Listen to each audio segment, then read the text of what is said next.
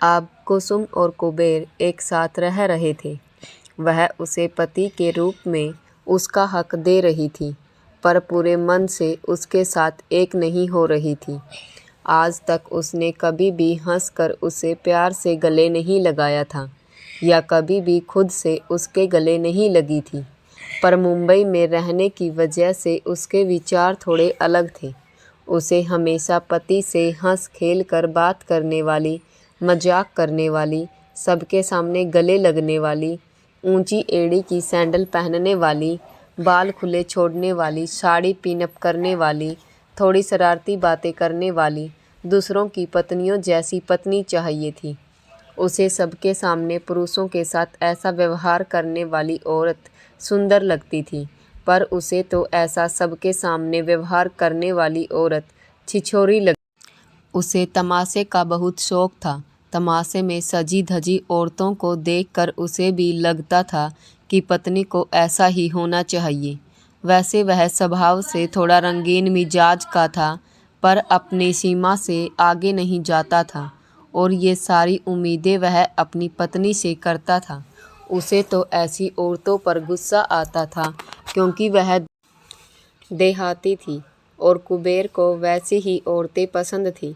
वह उसके कमरे में आने का इंतजार कर रहा था।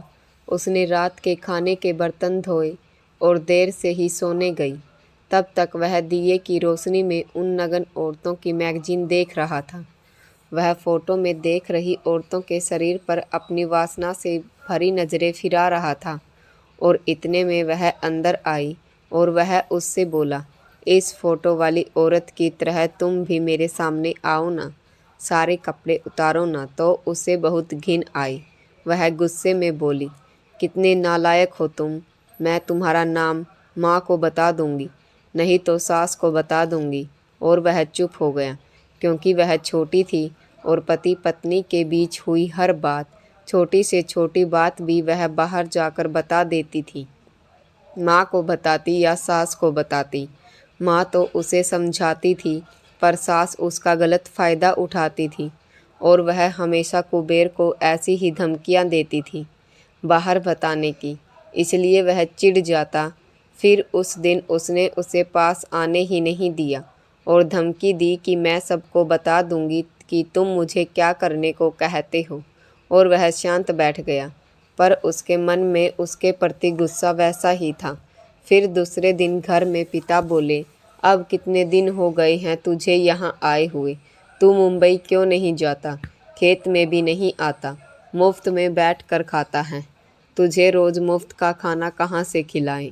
तेरी पत्नी हमारे साथ खेत में आती है, वह अपना कमा कर खाती है, पर तेरा क्या। कुसुम को यह सुनकर उसकी बहुत शर्म आती थी, पर उसे कभी शर्म नहीं आती थी। वह पत्नी के पीछे पीछे ही घूमता था। पिता बोले, वह सब कुछ नहीं, आज तू यह कैरोसिन का कैन ले और मोटर चालू कर और खेत को पानी दे। फिर वह खेत के लिए निकली और कुबेर भी उसके पीछे गया, पर उसे वह इंजन चालू करना ही नहीं आ रहा था, और उसी में उसके साथ वाली औरतें उसकी तरफ देखकर लगातार हंसने लगी, उसका मजाक उड़ाने लगी। बेवजह आंखें मटकाकर हंसती थी तो कुसुम चिढ़ने लगी, क्योंकि वे सारी औरतें बहुत गंदी सोच की थी। पति होने के बावजूद बाहर शरीर सुख की आदी थी, और उनका भी वैसा ही कुछ होगा, यह सोचकर वह चिढ़ गई। फिर दोपहर तक उससे इंजन शुरू ही नहीं हुआ, और वह सब कुछ छोड़कर उन औरतों के साथ गपशप करने लगा और अश्लील मजाक करने लगा। उसकी सास उससे बोली, अरे फसल पानी मांग रही है, अब अगर पानी नहीं मिला तो वह जल जाएगी, तो तू जल्दी पानी दे। वह बोला, अब क्या मुँह से पानी डालूं, मुझसे वह इंजन चालू नहीं हो रहा। फिर उसकी सास उसे लेकर गई और दोनों ने मिलकर वह इंजन शुरू किया, और साथ ही सास कुसुम को भड़काने लगी।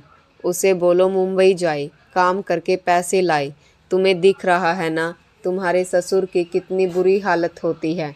बचपन से वह ऐसा ही है, उसे किसी की बात की फिक्र नहीं। दूसरे लोग कितना काम करते हैं और यह जवान होकर भी मुफ्त का खाता है। हम बोले तो हमें मारने उठता है। तुम उसकी पत्नी हो, तुम ही उसे समझाओ। और कुसुम के मन में उसके प्रति गुस्सा बढ़ गया। वह वहाँ गई।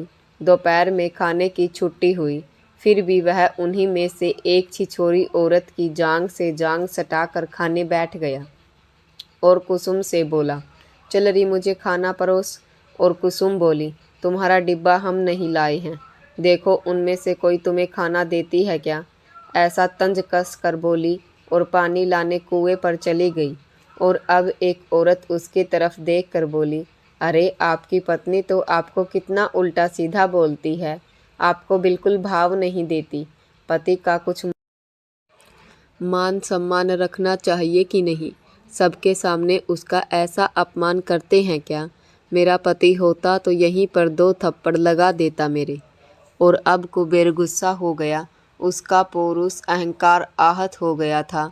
वह गुस्से में उसके पीछे पीछे गया और उसने वहीं कुएं पर ही उसका अपमान किया।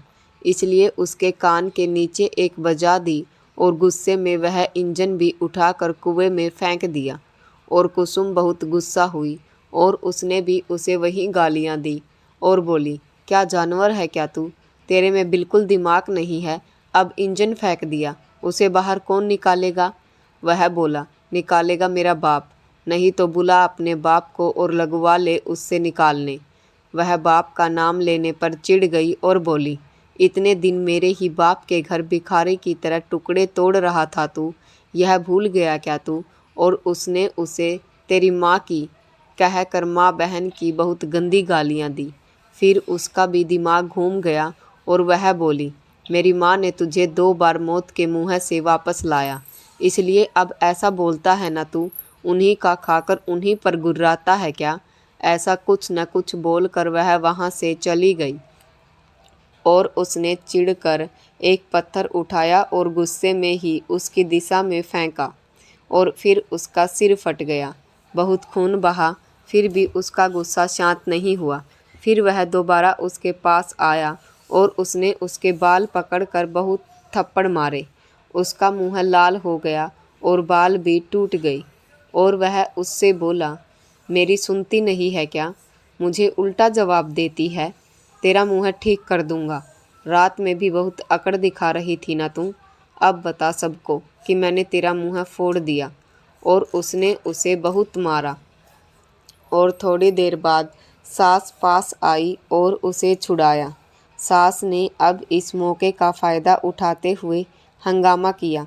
वह चिढ़कर वहाँ से चला गया और सास उसे डराते हुए बोली, अब तेरा कुछ नहीं हो सकता। वह बहुत गुस्सा है, उसके ऐसे ही स्वभाव के कारण हम उसे कुछ नहीं बोलते। तू ही देख अब क्या करना है, नहीं तो वह तुझे और परेशान करेगा और रात में तो क्या करेगा पता नहीं। और कुसुम डर गई और रोते हुए बोली, बुआ मुझे माँ के पास जाना है। ऐसा कहकर बहुत रोने लगी। फिर सास बोली, देख बेटी, मैं तुझे माँ के पास जाने में मदद करूँगी, पर फिर तू कुबेर को मत बताना कि मैंने तेरी मदद की, नहीं तो तुझे पता ही है कि वह हमें कितना परेशान करेगा। कुसुम बोली, बुआ मैं उन्हें नहीं बताऊंगी कि आपने मेरी मदद की, पर मुझे माँ के पास जाना है, मुझे भेजिए। फिर सास ने उसे थोड़े पैसे दिए और उससे बोली, तू अपनी माँ के पास चली जा बेटी, और जल्दी आना मत, ताकि उसे अच्छी सीख मिले, उसके बिना वह सुधरेगा नहीं।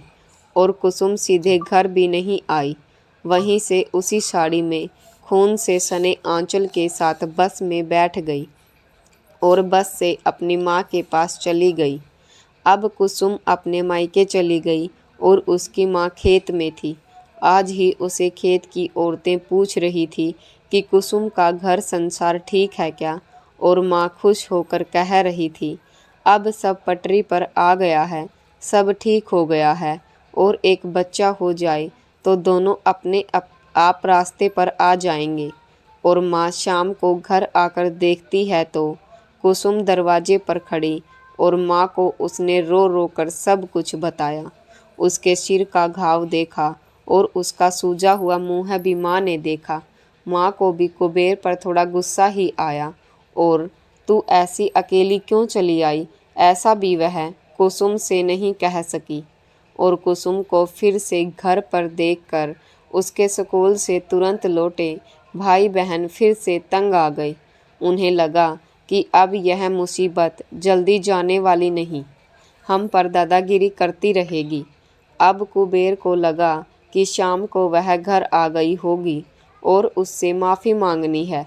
उसे मारने का पछतावा हो रहा था और इसलिए वह उसका इंतज़ार कर रहा था। उसे अक्सर चीज़ें हो जाने के बाद ही पछतावा होता था, क्योंकि उसका गुस्सा इतना ज़्यादा था कि वह सही गलत सोच ही नहीं पाता था। पर उसकी सौतेली माँ अकेली ही खेत से आई, कुसुम नहीं आई। उसने अपनी सौतेली माँ से पूछा कि वह कहाँ गई है, और माँ ने बड़ा चढ़ाकर उसके बारे में कुछ न कुछ कहते हुए कहा, वह अब तुझ पर गुस्सा होकर चली गई है, तेरे जैसे राक्षस के साथ नहीं रहेगी, ऐसा कहा। तुझे उसने बहुत गालियाँ दी है, ऐसा सास ने बड़ा चढ़ाकर बताया। और अब कुबेर डर भी गया और उसे उसका गुस्सा भी आया। पर अब मामा मामी के पास किस मुँह से जाए, उसे बहुत मारा था ना, क्या कहेंगे मामा मामी। इसलिए अब वह वहाँ नहीं गया और उसका बाप शाम को फिर से बड़बड़ाने लगा, कुएं में इंजन फेंक दिया। इसीलिए ठीक उसी समय कुबेर खाने बैठा था और उसका बाप कहने लगा, तूने बहुत नुकसान किया, अब उसके पैसे दे। फिर वह सीधे तंग आकर खाने की थाली से उठ गया और सीधे मुंबई ही चला गया। और उसके सास ससुर प्लान सक्सेसफुल हुआ यह सोचकर खुश हुए और कुछ दिनों के लिए ही सही, और कुसुम घर से दूर चले गए। अब मैदान साफ है, यह सोचकर वे खुश थे। और उसकी सौतेली माँ बहुत हंस कर बोली, अरे कल 1 किलो मटन लेकर आना, बहुत दिन हो गए हैं खाया नहीं। वे दोनों यहाँ थे इसलिए हम लाए ही नहीं, वे होते हैं तो मन भर कर कुछ खा ही नहीं पाते। और उसका बाप भी खुश होकर बोला, लाता हूँ, 1 किलो नहीं 2 किलो लाता हूँ। फिर तो ठीक है। अब मायके में सब लोग कुसुम से पूछते थे कि वापस क्यों आई है, कोई त्योहार भी नहीं था। पर कुसुम को मायके आने के लिए त्योहार की ही ज़रूरत ही महसूस नहीं होती थी। वह तो हमेशा यहीं रहती थी और अब वह सबको बता रही थी कि उसने कैसे कैसे मारा। उसे इस मामले में थोड़ी अकल कम ही थी। पति पत्नी की निजी बातें बताती फिरती थी और जो भी पूछता उसे बताती कि यहाँ मारा, ऐसे मारा, वह ऐसे करता है, वह वैसे करता है। और सुनने वाले उसी को बुरा भला कहते और कहते, क्या आदमी है कि जानवर है, सामने वाले इंसान का कोई ख्याल है कि नहीं उसे। और यह सब सुनकर फिर से उसके अंदर नकारात्मकता पैदा हो रही थी। वह सबके सामने यह सब बातें करके अपने लिए सहानुभूति बटोर रही थी और उसके बारे में नकारात्मक दृष्टिकोण बना रही थी। उसकी पुरानी गलतियों को कुरेद कुरेद कर ताज़ा कर रही थी। और एक दिन उसकी माँ बोली, कुसुम कितना भी कुछ भी कर ले, पति तो पति है, तुझे उसके सिवा कोई ठिकाना नहीं। वह बोली, पर माँ वह मुझे माँ बहन की बहुत गंदी और घिनौनी गालियाँ देता है, वह सुनकर मुझे उस पर गुस्सा आता है। माँ उसे समझाते हुए बोली, अरे वह पुरुष की जात है, माँ पर गालियाँ देगे ही, और अपने आप उनके मुँह से तेरी माँ की निकल ही जाती हैं। तेरा बाप नहीं क्या मुझे गालियाँ देता, वह तो मुझे इस उम्र में भी मारता है। और औरतें जैसे एक दूसरे को गालियाँ देती है, वैसी गालियाँ पुरुषों के मुँह से नहीं निकलती, यह सामान्य है, तू ज़्यादा गुस्सा मत हो। फिर भी कुसुम सुनने को तैयार नहीं थी। और अब तो क्या, उसे पता चल गया था कि वह मुंबई चला गया है, इसलिए वह निश्चित थी। उसकी माँ का बाजार गांव और उसके ससुराल का बाजार गांव एक ही था। एक दिन बाजार में उसे और उसकी माँ को उसका ससुर मिला और वह कुबेर की 17 गलतियाँ गिना रहा था। वह उसकी माँ को डरा रहा था ताकि वे कुसुम को दोबारा उसके साथ ससुराल न भेजें, और वह कुबेर की 17 गलतियां गिना रहा था। वह उसकी माँ को डरा भी रहा था। उसकी माँ के लिए यह नया नहीं था। उन्होंने एक कान से सुना और दूसरे कान से निकाल दिया। कुबेर की अब बहुत दिनों से कोई खबर नहीं थी। महीना 1.5 महीना हो गया था। वह मुंबई गया था और कुसुम मायके में थी। उसकी माँ को उसकी चिंता होने लगी। कुछ भी हो, वह बेटी का सुहाग था। जैसा भी हो, पर पति था।